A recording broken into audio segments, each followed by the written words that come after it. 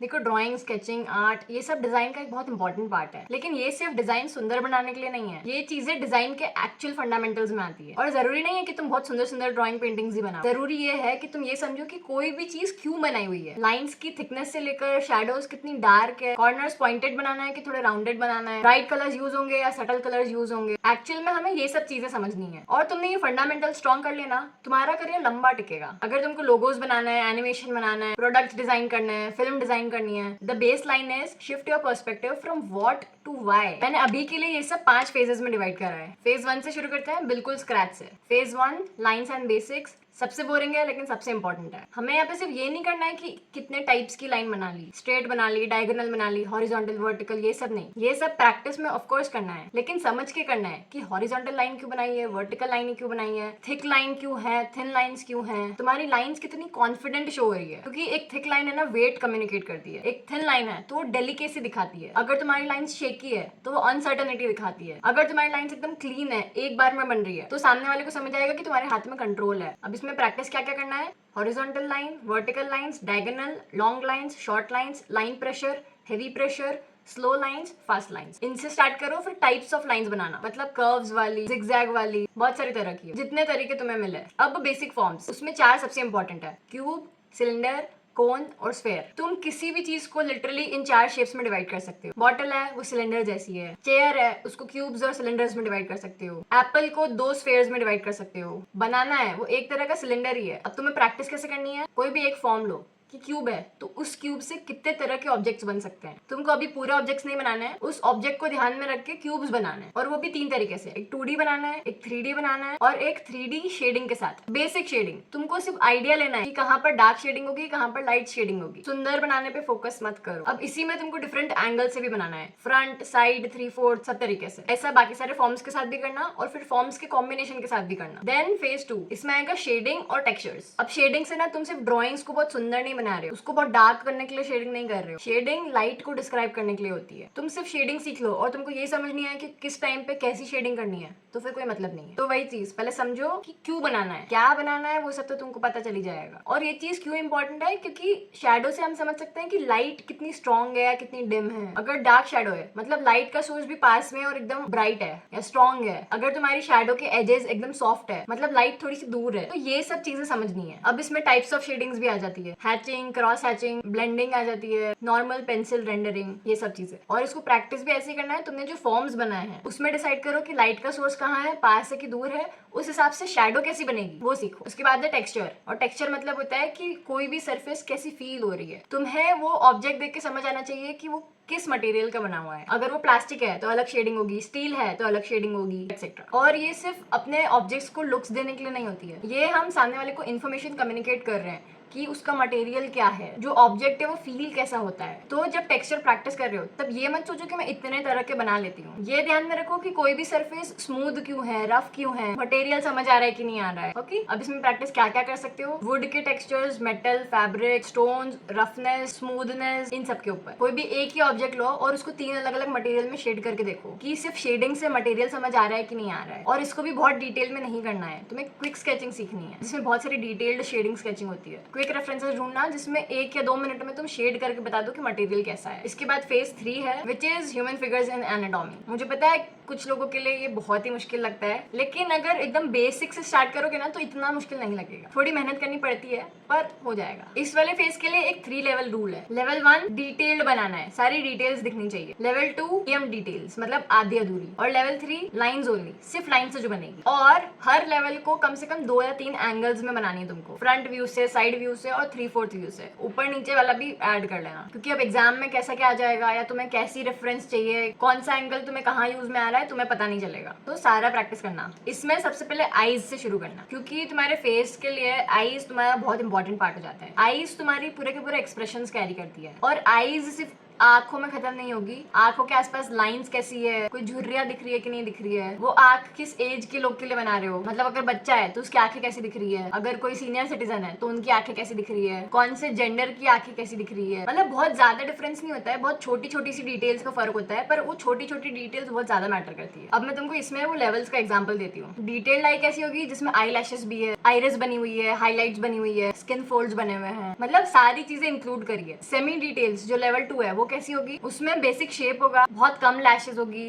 Simple highlights होगी, हर चीज include नहीं करनी है, बहुत ज्यादा शेड नहीं डालना है। और लाइंस ओनली में क्या होगा, सिर्फ एक लाइन बनाई, सर्कल बनाया, वो दिखनी चाहिए कि वो आंख है। ये चीज तुमको बहुत ज्यादा काम आएगी जब तुम फटाफट स्केचिंग वगैरह कर रहे होंगे ना, बहुत छोटी छोटी चीजें, बहुत छोटे फेसेस बना रहे होंगे, तुमको ऐसी वाली आईज बहुत काम आएगी। तो ये आईज को अलग से प्रैक्टिस करने का ध्यान रखना। उसके बाद इसमें भी अलग अलग एंगल्स आ जाएंगे, फ्रंट, 3/4, साइड एंगल, और अलग अलग जेंडर्स वाली चीज मैंने बता दी है। बच्चों की आंखें कैसी, उससे थोड़े बड़ों की आंखें कैसी, सबसे बड़ों की आंखें कैसी, वो डिवाइड कर लेना। उसके बाद नोज पे आना, और नोज बनाना कोई बहुत कॉम्प्लिकेटेड चीज नहीं है, बेसिक शेप्स में डिवाइड करो, बेसिक शेडिंग कैसी होती है वो सीखो, और नोज को ही तीनों लेवल्स में कैसे बनाना है वो सीख लो, अलग अलग एंगल्स और अलग अलग एज और जेंडर वाले लोगों के लिए। एक और चीज मैं बताती हूँ कि जरूरी नहीं है कि हर एज, हर जेंडर की आंखें और नाक अलग अलग ही होगी, बहुत सौ की सेम भी होती है। मतलब तुम सिर्फ नाक देख के नहीं बता सकते कि वो लड़के की है या लड़की की है, तो तुम एक तरह की भी सीख सकते हो। पर ऐसा भी होता है जैसे दो तरह के अंकल है, एक की नाक बहुत पतली है, एक की नाक बहुत मोटी है, तो तुमको ये वाली चीज सीखनी पड़ेगी। इसी वजह से तुम्हारे जो ह्यूमन फिगर्स है वो थोड़ा अलग अलग दिखेंगे,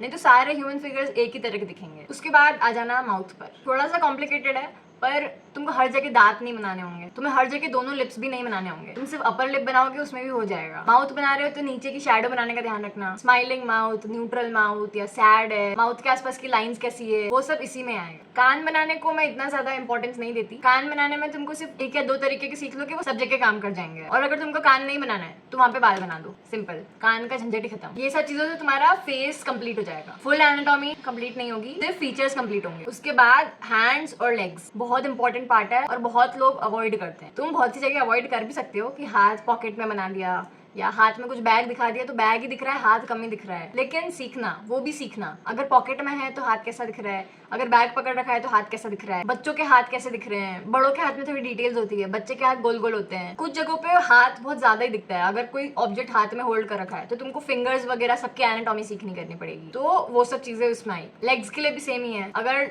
हर जगह लेग्स नहीं बनाने हैं तो शूज बनाना सीख लो। हर किसी को शूज भी नहीं बना सकते तो चप्पल बनानी भी सीखनी पड़ेगी। कहीं कहीं पर दोनों ही नहीं कर सकते तो टोज बनाने, फिंगर्स बनानी, वो भी सीखनी पड़ेगी। कहीं कहीं पे सिर्फ पैर ही दिख रहा है तो वो पैरों की थोड़ी डिटेल्स भी सीखनी पड़ेगी। उसके बाद तुम फुल फिगर पे आना। अब इसमें अपन डायरेक्ट तो स्टार्ट करेंगे नहीं, स्टिक फिगर से स्टार्ट करेंगे, लेकिन इसमें तुम्हें किस चीज का ध्यान रखना है, जॉइंट्स कहाँ कहाँ पर आ रहे हैं, डिस्टेंस क्या है और डायरेक्शन क्या है। पता चला तुमने ऐसे डायरेक्शन में हाथ बना दिया जो टेक्निकली पॉसिबल ही नहीं है हमारे लिए, तो वहीं पे ही वो पूरा गलत हो गया। तो ये चीजें पहले सीखो। स्टिक फिगर हो जाए उसके बाद ब्लॉक फिगर्स पे आना, जिसमें फॉर्म्स और शेप्स आएंगे, और इसके लिए भी तुमको बहुत सारे वीडियोस मिल जाएंगे कि हर बॉडी पार्ट कैसे फॉर्म्स में डिवाइडेड है। उसके बाद रिफाइंड फिगर्स आएंगे और इसमें तुमको वो 3 लेवल्स बनानी है। स्टिक फिगर और ब्लॉक फिगर्स में तुमको लेवल्स नहीं बनानी है, डिटेल्ड ह्यूमन स्केचेस में तुमको लेवल्स बनानी है। लेवल 3 वो होगा जहाँ पे तुमको कोई डिटेल्स ऐड करनी नहीं है, बहुत दूर कोई ह्यूमन फिगर है और बस देख के लग रहा है कि हाँ कोई इंसान खड़ा है, वो लेवल 3 में आएगा। और लेवल 1 वही कि जहाँ पे एक इंसान बहुत ज्यादा दिख रहा है, उसके सारे फीचर्स दिख रहे हैं, चेहरा भी अच्छे से दिख रहा है, तो वो डिटेल्ड में आ जाएगा। बीच वाला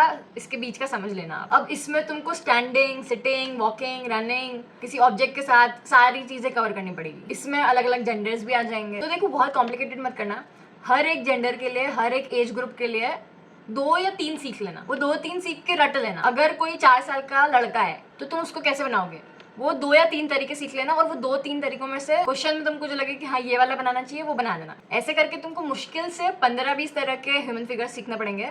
वो 15-20 तरह के ह्यूमन फिगर्स अपने बनाओ और उनको बहुत ज्यादा बार प्रैक्टिस कर लो, तुम्हारा काम हो जाएगा। फिर एक और इसका स्टेप आगे जब जाएंगे, जब अपन ज्यादा ह्यूमन फिगर्स एक ही जगह पे बनाएंगे। अकेला खड़ा है वो बना लिया, लेकिन अब ज्यादा लोग खड़े हैं तो वो कैसे दिखेंगे, बहुत ज्यादा भीड़ है तो कैसे दिखेंगे, फिर वो चीज आएगी। और मैं जो बोल रही हूँ ये सब ऐसे ही छोड़ मत देना, करके पूरी लिस्ट बनाओ और फर्स्ट से स्टार्ट करो। सिर्फ चेकबॉक्स लिस्ट बना लेना और एक एक करके टॉपिक स्ट्राइक ऑफ करते जाओ। सिर्फ सुन के खत्म कर दोगे तो फिर वापस वही आके पूछोगे कि स्टार्ट कैसे करना है। इसके बाद भी तुमको समझ नहीं आया कि स्टार्ट कैसे करना है तो तुमको भगवान ही बचाए। उसके बाद इमोशंस और एक्सप्रेशंस, आईज, आईब्रोज, माउथ, ये तीनों चीजें कौन से एक्सप्रेशन में कैसे काम करती है, ये चीज तुमको सीखनी है। जो बेसिक एक्सप्रेशंस है, हैप्पी, सैड, गुस्से वाला, शॉकिंग, सरप्राइज्ड, 5-6 तरह के होंगे, ये सब भी तुमको सीखना है। इसमें भी वही है कि याद कर लो कि गुस्सा है तो आंखें कैसी दिखेगी, हैप्पी है तो कैसी दिखेगी, गुस्से में आईब्रोज नीचे जाएगी कि ऊपर जाएगी, ऐसे करके सारे नोट्स बना लो। वो मैंने भी बनाए थे, मैंने शायद नोट्स वाले वीडियो में दिखाया है, बाकी ज्यादा याद नहीं मुझे। उसके बाद आता है phase 4 which is perspectives, again very important. लेकिन ये तुमको स्टार्ट कहाँ से करना है, बेसिक शेप से। कोई भी बेसिक शेप पर्सपेक्टिव में कैसा दिखेगा वो बहुत अच्छे से प्रैक्टिस करना है। ऐसा नहीं कि तुमने एक बार बस समझ लिया कि हाँ ये ऐसा दिखेगा और उसको छोड़ दिया। तुम जितनी ज्यादा बार उसको प्रैक्टिस करोगे, डेलिबरेटली उसको ज्यादा बार प्रैक्टिस करोगे, तो तुमको ऑब्जेक्ट्स बनाने में आसानी होगी। तुमने सिर्फ एक बार सीख के छोड़ दिया कि ये जो स्फेयर है या ये जो क्यूब है ये पर्सपेक्टिव में ऐसा दिखता है और तुमको लगा कि हाँ आ गया मुझे और प्रैक्टिस करी नहीं, बस वहीं पे तुम पर्सपेक्टिव का खेल हार गए हो। तो बेसिक शेप्स वगैरह, फॉर्म्स वगैरह पर्सपेक्टिव में प्रैक्टिस करो। उसके बाद आएगी वैनिशिंग पॉइंट वाली चीज और हाइट वाली चीज, कि कोई भी पर्सपेक्टिव किस साइड वैनिशिंग पॉइंट पे कैसा दिख रहा है, किस हाइट के वैनिशिंग पॉइंट पे कैसा दिख रहा है, आई लेवल मतलब। ये सब चीजें 1 पॉइंट, 2 पॉइंट, 3 पॉइंट में करना, ये सब बेसिक्स में आ जाता है। पहले कॉन्सेप्ट एकदम स्ट्रॉन्ग करो, अपने बेसिक फॉर्म्स से अपना कॉन्सेप्ट इतना स्ट्रॉन्ग कर लो ना कि तुमको जब ऑब्जेक्ट्स बनाने हो, जब सीन क्रिएशन करना हो ना, तो तुम्हें दिक्कत ना आए। सब लोग ये वाले पार्ट को बहुत हल्के में लेते हैं, इसीलिए उनको बाद में पर्सपेक्टिव्स बनाने में बहुत दिक्कत आती है। उसके बाद तुमको क्या करना है, इंडोर का सीन, आउटडोर का सीन। इंडोर अगर रूम है तो खाली रूम कैसा दिखेगा, फर्नीचर के साथ कैसा दिखेगा, वो सब चीजें प्रैक्टिस करनी है। स्टार्टिंग के लिए 1 पॉइंट, 2 पॉइंट और 3 पॉइंट पे ही फोकस करो। 4 पॉइंट फिश आई व्यू बहुत कम चांसेस होती है कि आते हैं। ये वाली चीज को एकदम लास्ट में रखना, कभी बाई चांस आ जाए, इसीलिए आते तो बहुत ही कम है, शायद ना के बराबर ही आते हैं, पर लास्ट में एक बार कॉन्सेप्ट समझ के जाना या फिर 1-2 सीन्स उसमें प्रैक्टिस कर लेना। अब पर्सपेक्टिव में ऑब्जेक्ट कैसे दिख रहे हैं, ह्यूमंस कैसे दिख रहे हैं, तुम ऊपर का इतना सा प्रैक्टिस कर लोगे ना तो ये वाला फेज तुमको आसानी लगेगा। अभी तुमको क्या लगता है कि भाई कितना मुश्किल है, क्योंकि तुमने वो स्टार्टिंग वाली चीजें अच्छे से प्रैक्टिस नहीं करी है। एक बार वो स्टार्टिंग वाली चीजें सब अच्छे से प्रैक्टिस कर लोगे फिर ये वाला फेज बहुत आसान लगेगा, क्योंकि तुमको सारी चीजें लेके यहाँ पे जोड़नी है बस। तो कॉन्सेप्ट क्लियर कर लो कि 1 पॉइंट में कैसा होता है, 2 पॉइंट में कैसा होता है, 3 पॉइंट में कैसा होता है, और फिर सारे ऑब्जेक्ट्स को वहां पे ला के रखना है। मुझे पता है सिंपल नहीं है, पर प्रैक्टिस से हो जाएगा। मुझे अभी भी दिक्कत आती है, मेरी ड्रॉइंग अभी भी कोई बहुत अच्छी नहीं है, लेकिन मेरा कॉन्सेप्ट अब क्लियर है। पहले मेरी 10 में से 8 बार गलतियां होती थी, अब मेरी 10 में से 1 या 2 बार गलतियां होती है। उसके बाद आता है आइसोमेट्रिक। इसका मतलब ये होता है कि तुम्हें वैनिशिंग पॉइंट नहीं बनाना है, तुमको हर चीज 3D में बनानी है, लेकिन हर लाइन पैरेलल होगी। अगर हॉरिजॉन्टल लाइंस है और वर्टिकल लाइंस है तो वो सारी आपस में पैरेलल होगी। अगर कोई स्लैंटिंग लाइंस भी है तो आपस में से पैरेलल होगी। ये चीजें तुम्हें जो प्रोडक्ट डिजाइन के क्वेश्चंस होते हैं या बहुत सी जगह तुम ये वाले ऑब्जेक्ट्स यूज कर सकते हो, तुम्हें हर जगह पर्सपेक्टिव बनाने की जरूरत नहीं है। ये चीज टेक्निकल ड्राइंग स्टाइल में आती है। अब इसमें भी simple boxes, phone, bottle, room, ये सब प्रैक्टिस करना। उसके बाद फेज 5 आता है जो कि डिजाइन एस्पिरेंट्स के लिए ज्यादा है, या फिर जो भी एग्जाम दे रहे हैं, डिजाइन, जेई, नाटा, बीआर, इनमें भी आते हैं ऐसे क्वेश्चंस। तो फेज 5 में तुम्हें एग्जाम स्पेसिफिक क्वेश्चंस करने हैं। सीन क्रिएशन वेरी इंपॉर्टेंट, पूरा सीन कंप्लीटली कैसा बनेगा वो प्रैक्टिस करना है। उसमें भी foreground, middle ground, background, objects, people, architecture, overall atmosphere, overall environment, plants वगैरह, ये सब चीजें एज होल कैसे आएगी वो सब। अब इसमें भी मार्केट के सीन्स, कैफे के scenes, railway station, classroom etcetera, ये देख लेना, उसमें पेपर्स में से देख लेना क्या क्या तरह के आते हैं। और एक और चीज कि डे और नाइट में कौन सा सीन कैसा दिखता है वो भी सीखना। उसके बाद आएगी स्टोरी बोर्डिंग। अब इसमें ड्रॉइंग से ज्यादा तुम्हारी स्टोरी टेलिंग इंपॉर्टेंट है। तुमने ड्रॉ कर लिया, बहुत सुंदर सुंदर कर लिया, लेकिन समझ ही नहीं आ रहा है सामने वाले को कि स्टोरी क्या है, क्या डायलॉग्स बोल रहे हैं, क्यों बोल रहे हैं, तो कोई मतलब ही नहीं है। तो स्टोरी बोर्डिंग के लिए सबसे पहले स्टोरी कैसे बनानी है, स्टोरी बिल्डअप कैसे होगी, फर्स्ट डायलॉग क्या होगा, लास्ट डायलॉग क्या होगा, सीन सेटिंग कैसे होगी, एंड कैसे होगा, सबसे पहले ये चीज सीखो। उसके बाद भाई कैरेक्टर्स वगैरह, पर्सपेक्टिव्स वगैरह, इसमें जरूरी नहीं होता कि पर्सपेक्टिव में बनाओ, इसमें एंगल ज्यादा इंपॉर्टेंट होते हैं कि ऊपर से देख रहे हैं कि नीचे से देख रहे हैं, साइड से देख रहे हैं, अलग अलग पैनल्स में तुमने कैसे पूरी सीन डिवाइड करी है, वो सब चीजें इसमें आई। तो स्टोरी बोर्डिंग अपने आप में ही ना बहुत बड़ा टॉपिक है। तो इसमें 4 पैनल्स, 5 पैनल्स, 6 पैनल, ये सब चीजें तुमको सीखनी है। उसके बाद आते हैं प्रोडक्ट डिजाइन और रीडिजाइन वाले क्वेश्चंस। अब इसमें इतना कुछ नया बचता नहीं है, क्योंकि जो ऑब्जेक्ट्स वगैरह अपन ने बनाए थे, मटेरियल्स वगैरह, टेक्सचर्स वगैरह, ये सबका कॉम्बिनेशन लेके प्रोडक्ट डिजाइन आता है। लेकिन इसमें सबसे इंपॉर्टेंट चीज आती है तुम्हारी थिंकिंग, तुम्हारा आइडिया। अगर वही नहीं है तो फिर मतलब ही नहीं है कुछ भी बना के आओ, कितने सुंदर बना के आओ। तो उस चीज पे काम कर। इसके बाद तुम्हें पोस्टर्स और लेआउट पे काम करना है, जो पोस्टर डिजाइन में आते हैं। इसमें क्या क्या चीज आएगी, विजुअल हायरार्की क्या है, कॉम्पोजिशन क्या है, कम्युनिकेशन कैसे हो रहा है, तुम्हारी टाइपोग्राफी, तुम्हारी इमेजेस, क्या इलस्ट्रेशन तुम उसमें बना रहे हो, तुम्हारी व्हाइट स्पेस, नेगेटिव स्पेस क्या कैसी है, वो सब चीजें इसमें सीखनी है तुम्हें। कौन सा फॉन्ट तुमने यूज करा है, वो सब। और इसके भी ना ऐसे लेआउट बना के रख लो। अगर तुम्हारे पास पहले से लेआउट होगा ना तो तुम वो लेआउट को किसी भी टॉपिक में बना सकते हो।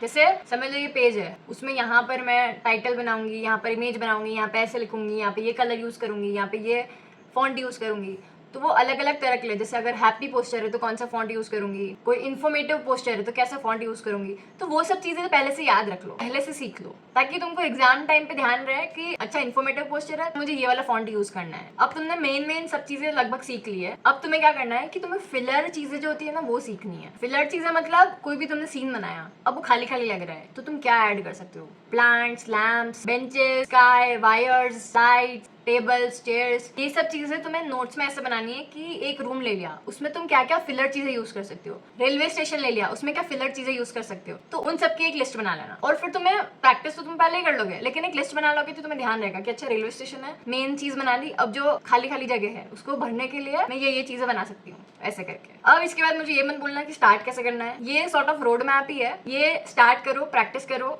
बहुत क्लीशे चीजें भी है, वो चीजें भी है जो हर कोई बोलता है कि हाँ करनी है, पर करो।